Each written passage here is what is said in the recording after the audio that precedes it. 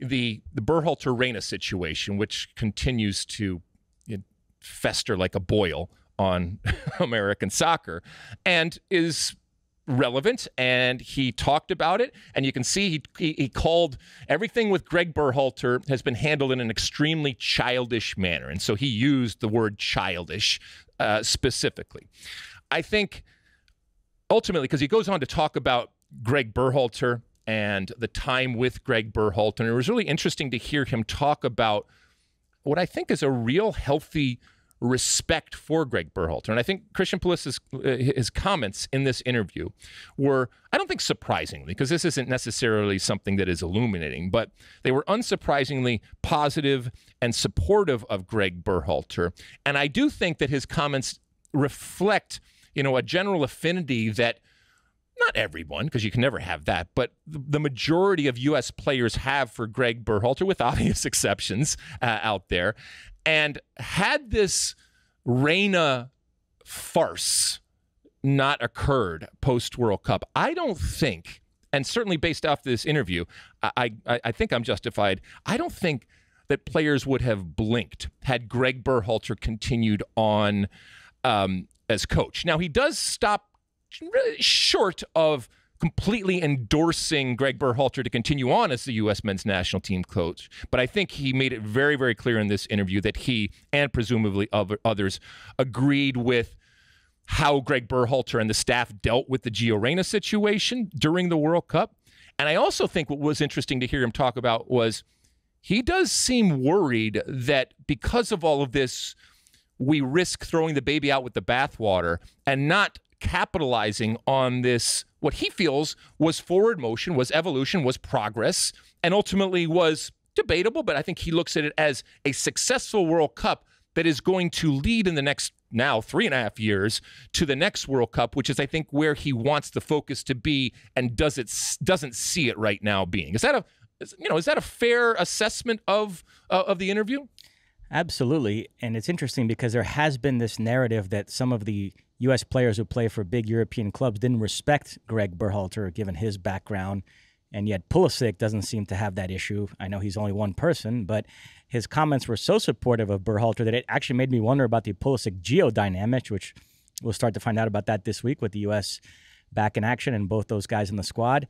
I think they'll be okay, but it is something to think about because the way Pulisic portrayed it, he seems to be, I know it's tried to divide people into Team Berhalter, Team Reyna, but to the extent that we want to do that here, he seems to be Team Berhalter. Yeah, I think so. And look, Christian Pulisic, like I said, continues to grow up in front of us. And I actually think Christian Pulisic is very smart in a lot of ways. We don't necessarily see it, and I think he is obviously at times very shy and uncomfortable and guarded in these kind of traditional media settings that we see him in. And that's not his forte, but he is growing into it. And he's never going to be the gregarious and social and articulate type of interview that, a Weston McKennie or a Tyler Adams are.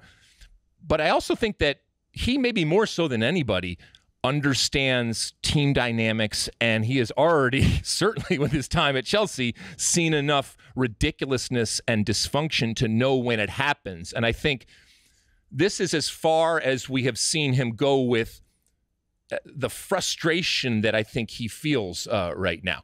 All of that, is to say, I think he has certainly turned the corner, and he made it very clear he's not necessarily picking the coach. No, he's not picking the coach, nor should he. But he kind of wants to get this thing going. So I'll be excited to see what he looks like on the field with the U.S. national team going forward. Anything else jump out at you in terms of the interview?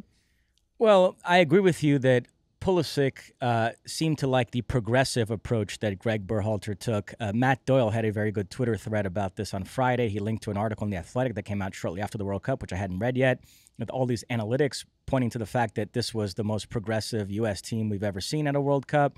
And so I do think he's concerned that if they bring in a different coach, he might opt for a more conservative style. And in Pulisic's case, that would mean regressing because he likes the direction that Berhalter generally tried to take the team.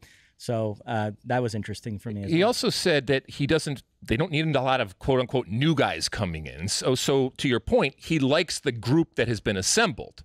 And I don't think he was saying that it can't get better, but I think he was pushing back on the narrative that there needs to be a cleaning of house. And maybe that narrative is much more outside the field as opposed to on the field, but I think he wanted to emphasize how good this group is. And there were some other things that he said that were interesting. Anything else before we move on?